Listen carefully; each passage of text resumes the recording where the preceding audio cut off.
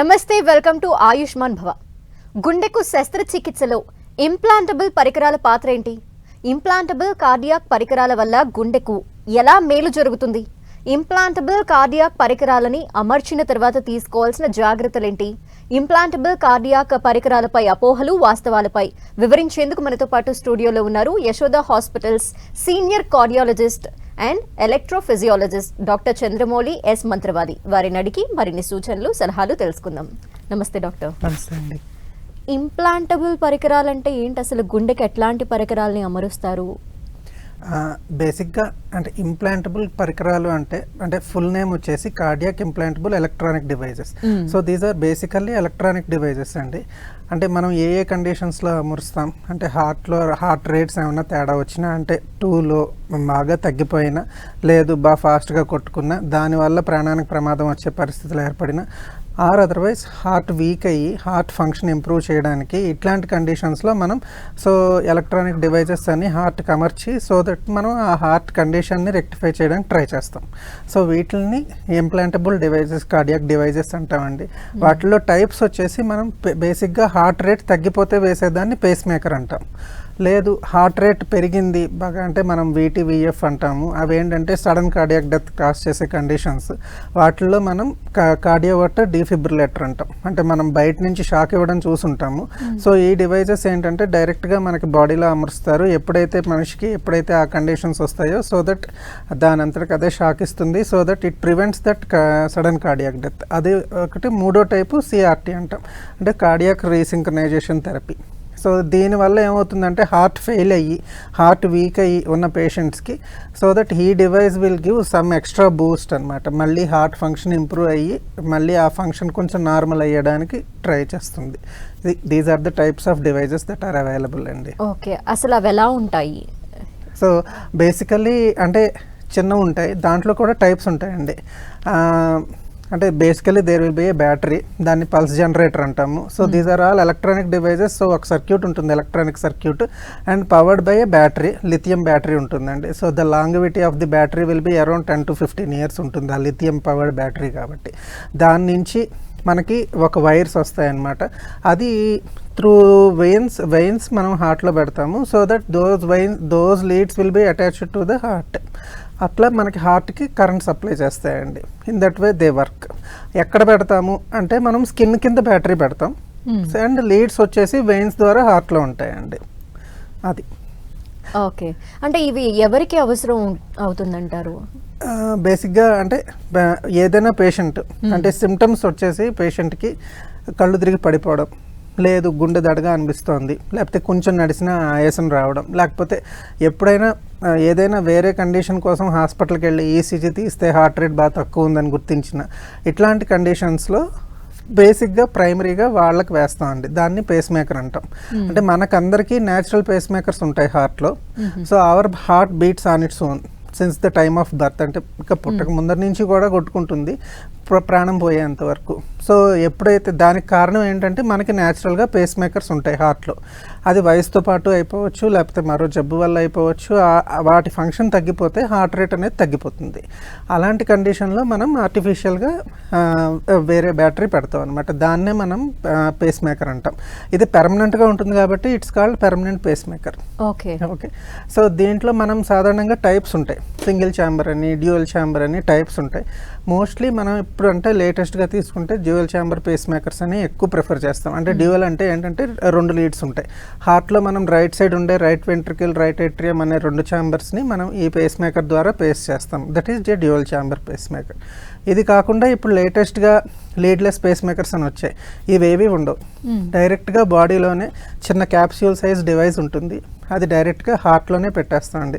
So that is attached to the heart muscle, cardiac muscle.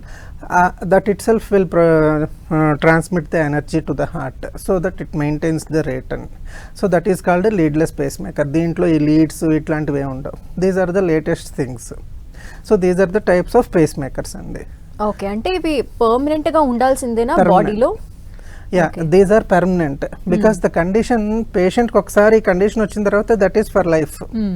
Because machine ఉంటుంది కాబట్టి పేషెంట్కి ఆ కండిషన్ రెక్టిఫై అవుతుంది, కానీ otherwise without that machine patient again goes back to the same scenario. అందుకని these are permanent and for life. Okay. ఇంకా ఇతరత్ర గుండెకి రిలేటెడ్వి ఆపరేషన్స్ కూడా జరుగుతూ ఉంటాయి, సర్జరీస్ అని చూస్తూ ఉంటాము.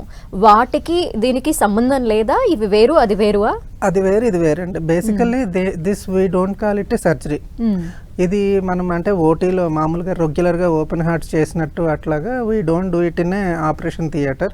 మనం దీన్ని క్యాత్ ల్యాబ్లోనే చేస్తాం. అంటే కార్డియాక్ కెథటరైజేషన్ ల్యాబొరేటరీ ఉంటుంది, దాంట్లో చేస్తామండి. అంటే just like we do an angio stent place చేసినట్టు అట్లా చేస్తామో అట్లనే చేస్తాం. So these are all minor procedures. This is not a major surgery first thing, and done under local anaesthesia, not a general anaesthesia. ఏవి మేము లోకల్గా అక్కడ just మామూలుగా పేషెంట్కి సెన్స్ లేకుండా చేసి then we implant the device. అది basic. So that is the difference between heart surgery and these devices అన్నమాట. ఓకే. అంటే ఇలాంటి ఇంప్లాంట్స్ ని మనం బాడీలో వేయించుకోకుండా మనల్ని మనం రక్షించుకోవాలి అంటే, గుండె హెల్దీగా ఉండాలంటే ఏం చేయాలి? వయసు అవ్వకూడదు అంతే అండి. అంటే ఇవన్నీ వయసుతో పాటు వచ్చే జబ్బులు ఉంటాయండి, మోస్ట్లీ వయసుతో పాటు వచ్చేవి. సో దాన్ని మనం ఆపలేం, చాలా మటుకు ఆపలేం. బట్ కొన్ని ఉంటాయి. ఇప్పుడు నేను సిఆర్టీ అనే డివైస్ వేయాలి. సిఆర్టీ ఎప్పుడు వేస్తాం? హార్ట్ బాగా వీక్ అయిపోతుంది. హార్ట్ బాగా వీక్ అవడానికి మేజర్ కారణం హార్ట్ అటాక్. సో మనం హార్ట్ అటాక్ రాకుండా జాగ్రత్తలు తీసుకోవాలి. అంటే హార్ట్ అటాక్ రావడానికి చాలా కారణాలు ఉంటాయి. అంటే పేషెంట్కి రిస్క్ ఫ్యాక్టర్స్, డయాబెటీస్ ఉన్నా, హైపర్ టెన్షన్ ఉన్నా, ఒబిసిటీ ఉన్నా, లేకపోతే స్మోకింగ్ ఇలాంటి అలవాట్లు ఉన్నా, వేరే ఏ హ్యాబిట్స్ ఉన్నా, so they are more prone for having a heart attack. So ఈ హార్ట్ అటాక్ వచ్చిన పేషెంట్స్కి హార్ట్ వీక్ అయ్యే అవకాశం ఉంటుంది. ఇలా హార్ట్ వీక్ అయిన పేషెంట్స్కి so may not be every patient is suitable for this device, but ఈ హార్ట్ వీక్ అయిన పేషెంట్స్లో పర్టికులర్ క్రైటీరియాస్ చూసి సో దట్ వీళ్ళు ఈ patient will be benefited with the device అన్న వాళ్ళకి వేస్తాం.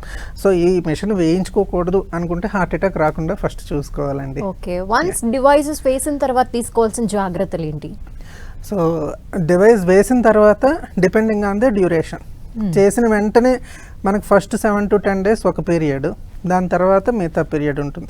చేసిన వెంటనే అంటే it's like just like any other surgery. మనకి కుట్లు ఉంటాయి, కోస్తాం కాబట్టి కొన్ని కుట్లు ఉంటాయి.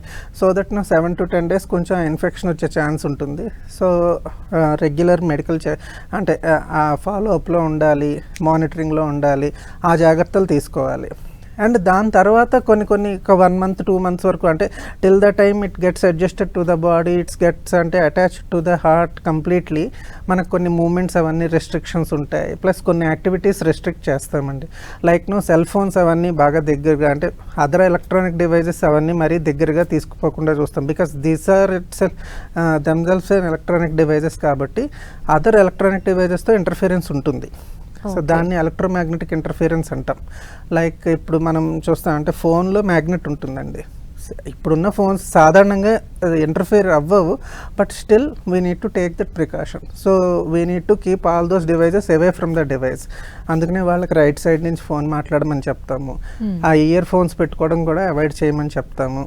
ప్లస్ హార్ట్ దగ్గరే పాకెట్లో సెల్ ఫోన్ పెట్టుకోవద్దని చెప్తాము. ఇవి కాకుండా high voltage, high tension electric wires వాటి దగ్గరికి కూడా వెళ్ళొద్దని చెప్తాము. సో ఇట్లాంటి జాగ్రత్తలు తీసుకోవాల్సి వస్తుంది. ఓకే. అంటే ఏజ్ పెరిగిన వాళ్ళలో ఈ రిస్క్ ఎక్కువ ఉంటుంది అన్నారు కదా. సో ఏజ్ పెరిగిన ప్రతి ఒక్కరిలో రాదు కాబట్టి ఎటువంటి కారణాల చేత వస్తుందంటారు? అంటే అదే ఒకటి వయసు అండి, ఎవరికి వస్తుంది ఎవరికి రాదు మనం చెప్పలేం. దీంట్లో కొన్ని ఉంటాయి, కొన్ని ఫెమిలియల్ ఉంటాయి, కొన్ని జెనెటిక్ కాజెస్ ఉంటాయి, బట్ అవి పక్కన పెట్టేస్తే వీళ్ళకే వస్తుంది అని చెప్పలేం. సో మోస్ట్లీ ఏజ్ రిలేటెడ్, అంటే డీజనరేటివ్ చేంజెస్ వాళ్ళకి జరుగుతాయి, సో వాళ్ళకి వస్తుంది అనమాట.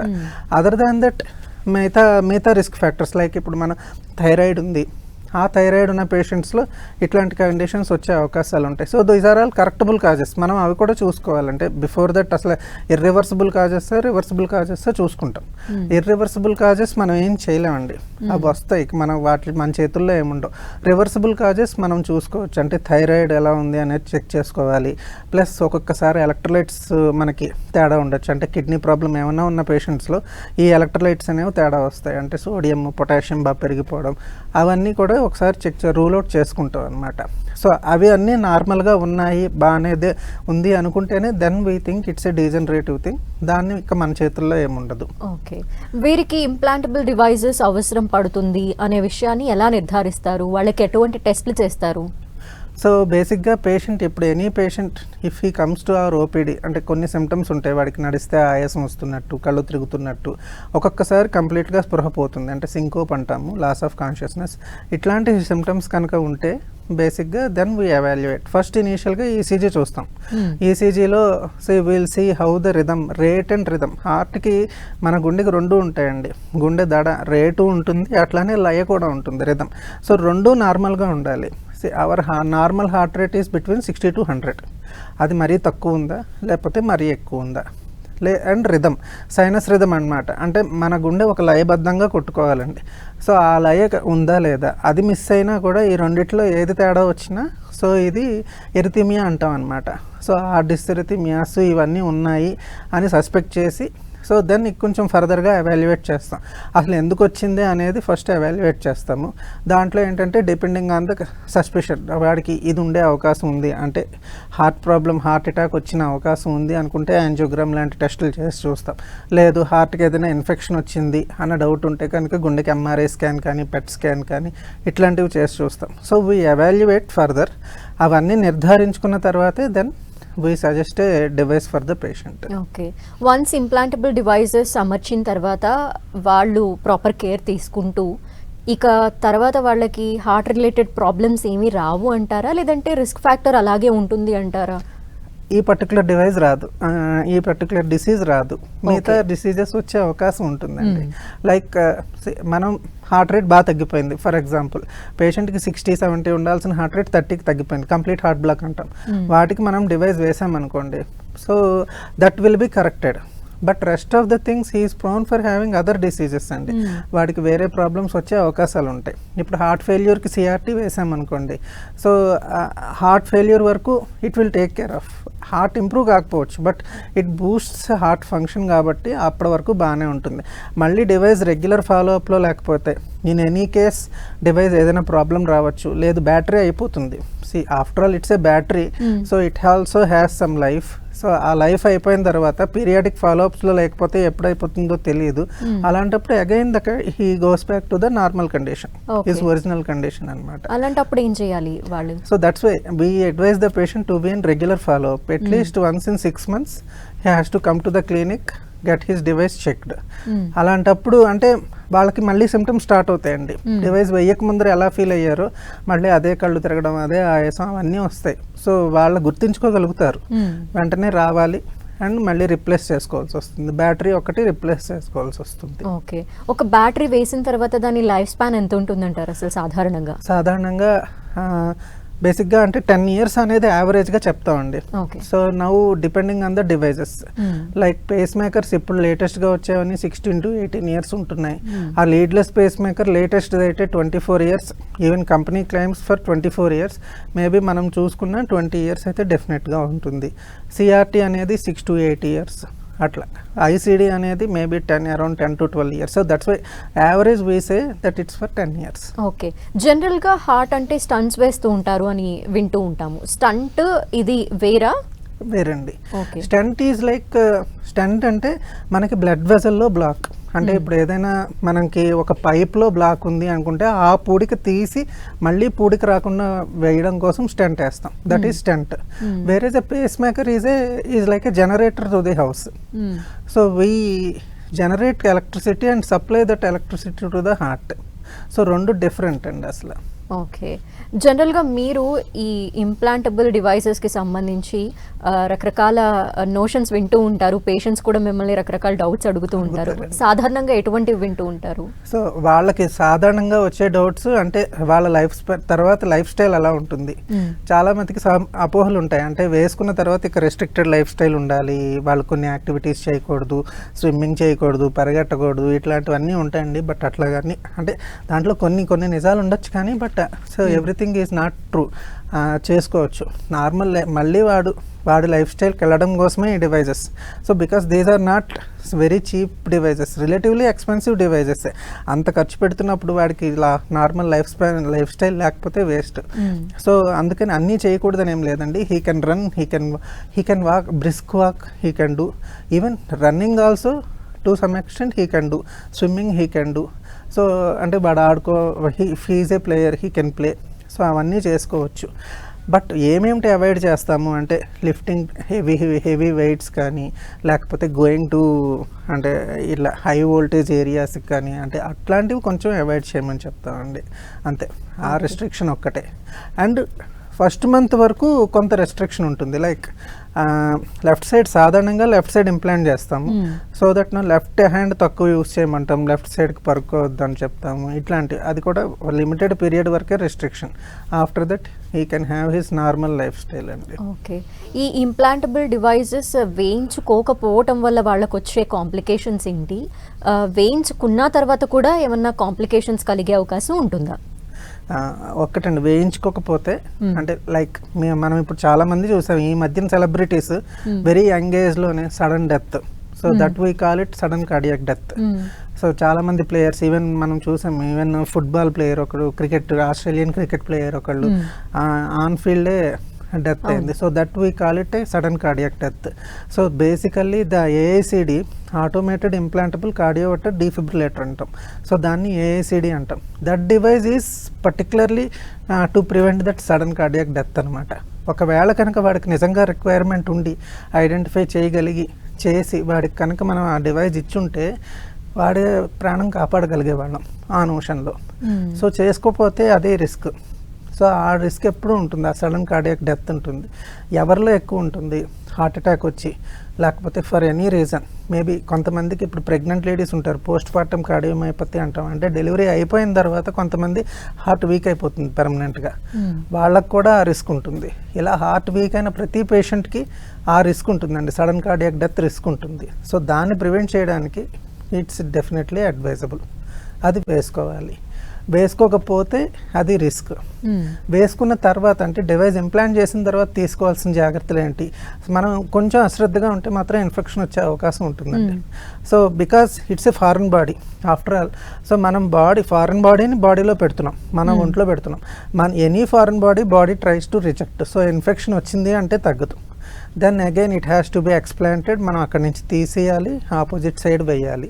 So that becomes again it's a tedious process. So better ఏంటంటే మనం కేర్ఫుల్గా ఉండి ఇన్ఫెక్షన్ రాకుండా మాత్రం జాగ్రత్తగా చూసుకోవాలి. ఓకే, అదొకటి పోస్ట్ ఇంప్లాంట్ మనం తీసుకోవాల్సిన మేజర్గా చెప్పుకోదగ్గ కాంప్లికేషన్ అండి. ఓకే, ఇన్ జనరల్ మన బాడీలో జరిగే అనేక రకాల ప్రాబ్లమ్స్ లేదంటే మనం ఎదుర్కొంటున్నవన్నీ కూడా మన లైఫ్ స్టైల్ చేంజెస్ వల్ల అని వింటూ ఉన్నాము.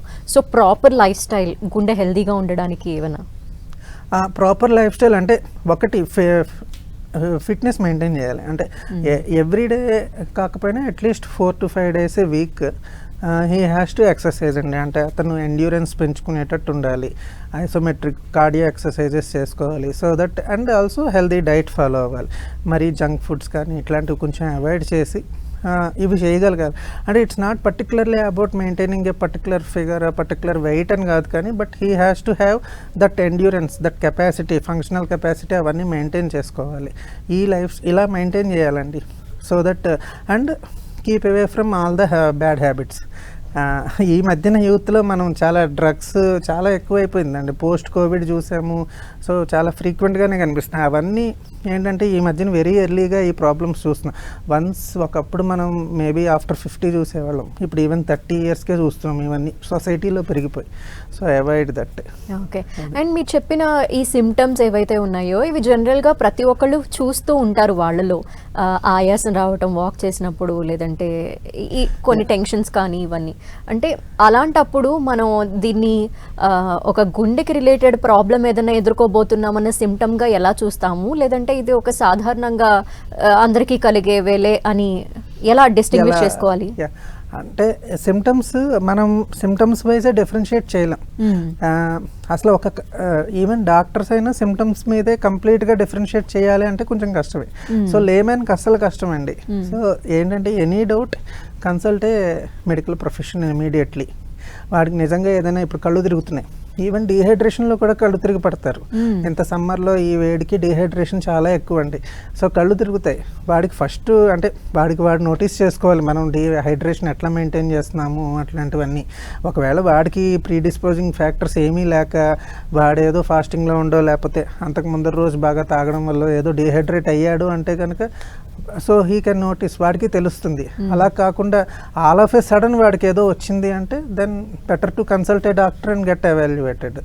ఓకే, సర్టన్ ఏజ్ వచ్చిన తర్వాత ఏ ప్రాబ్లమ్స్ ఎన్కౌంటర్ చేయకపోయినా చేయించుకోవాల్సిన ఏమైనా టెస్ట్లు ఉన్నాయా గుండెకి రిలేటెడ్? అంటే బెటర్ మేబీ ఆఫ్టర్ 40 అని చెప్తున్నాం, ఇదివరకు చెప్పేవాళ్ళం, ఇప్పుడు నేనైతే కొంచెం ఎర్లీగానే చెప్పమని చెప్తున్నాను. So better have a cardiac check at least once in 1 or 2 years. అంటే లైక్ రొటీన్ ఈసీజీ ఎక్కువ and treadmill, that's enough.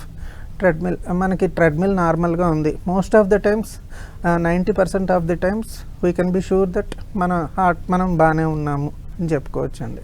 So ఇవన్నీ రొటీన్గా చేసుకునే వాళ్ళకి ఎప్పుడో సడన్గా 70 years అప్పుడు నాకు ట్రెడ్మిల్ చేయండి అని అంటే కష్టం, కానీ రొటీన్గా ఈ 3 చేయించుకోవడం బెటర్ కార్డియాక్ పరంగా. ఇంప్లాంటబుల్ డివైజెస్ని ఇంప్లాంట్ చేసిన తర్వాత కార్డియాక్ అరెస్ట్ అనేది అసలు రాదా, లేదంటే వచ్చే ఛాన్సెస్ కూడా ఉంటాయంటారా? ఉంటాయండి. ఇవేం సంజీవిని కాదు.